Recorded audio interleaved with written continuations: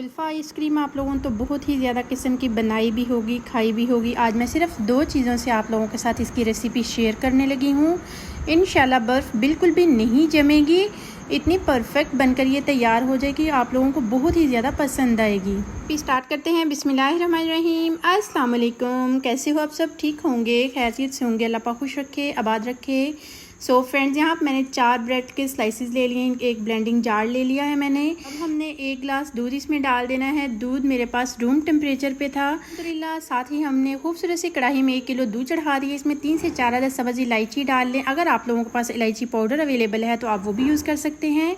1 cup इसमें चीनी का जाएगा। चीनी आप अपने अकॉर्डिंग टू टेस्ट कम या ज़्यादा यूज़ कर सकते हैं, जिस तरह की आपको पसंद हो। अल्हम्दुलिल्लाह अब हमने दूध को बॉयल आने तक इंतज़ार करना है। अब हमने जो ब्रेड और दूध का मिक्सचर बनाकर तैयार कर लिया था वो इसमें डाल देना। स्पैचुला को आपने मुसलसल चलाना है, कोई भी गुठली वगैरह लम्स वगैरह इसमें ना बने। अगर आप लोग मेरे तरीके से ये रेसिपी बनाएंगे तो इंशाल्लाह बिल्कुल परफेक्ट रेसिपी बनकर तैयार हो जाएगी। आप घर में ये कुल्फ़ा आइसक्रीम बनाकर रखें, बच्चों को दें। आप अचानक से कोई गेस्ट आ जाए, आप उसके आगे सर्व करें, इंशाल्लाह गेस्ट पहचान ही नहीं पाएंगे कि आपने ये घर में तैयार की है। अब हमने मज़ीद टेस्ट को बढ़ाने के लिए 15 मिनट तक कुक किया है। हमने मज़ीद टेस्ट को बढ़ाने के लिए हाफ़ प्याली घर की फ्रेश मलाई वो इसमें डाल देनी है। इससे इसका टेस्ट इतना मज़े का लगेगा कि आपको एकदम से क्रीमी क्रीमी सा खाने में महसूस होगा। जब आप लोग ठंडा करके इसको खाएंगे तो इंशाल्लाह आपको ये कुल्फ़ा बहुत ही ज़्यादा पसंद आएगा। हमने इसमें डाल दिया है कोकोनट क्रश करके, ताकि इसका और भी ज़्यादा टेस्ट खाने में महसूस हो। माशाल्लाह से ये देखें थिक होना स्टार्ट हो चुका है।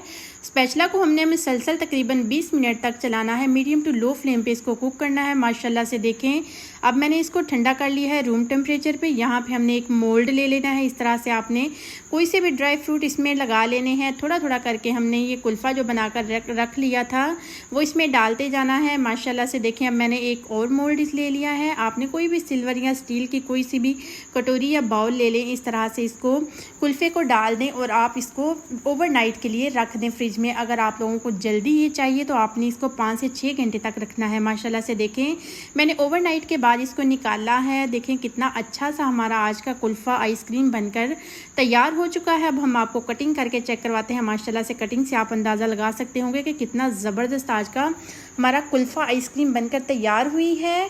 उम्मीद है आज की रेसिपी आप लोगों को बहुत ही ज़्यादा पसंद आई होगी। रेसिपी अगर इस पॉइंट पे ज़रा सी भी अच्छी लग रही हो तो लाइक ज़रूर कर दें और नूर्स किचन को सब्सक्राइब ज़रूर कर दें।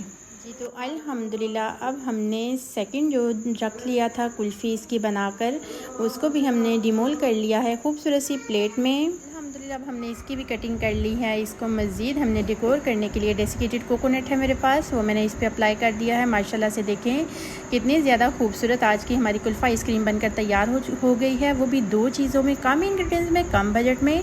उम्मीद है आज की रेसिपी आप लोगों को बहुत ही ज़्यादा पसंद आई होगी। मेरी रेसिपीज़ को फुल वॉच किया करें, बगैर स्किप किए। मैं बहुत ही ज़्यादा टिप्स एंड ट्रिक्स आप लोगों के साथ शेयर करती हूँ और कमेंट बॉक्स में अपनी फीडबैक ज़रूर दिया करें। आप बहुत ही प्यारे से कमेंट करते हो। आप लोग मेरी वीडियोज़ देखते हो, आप लोगों का बहुत शुक्रिया।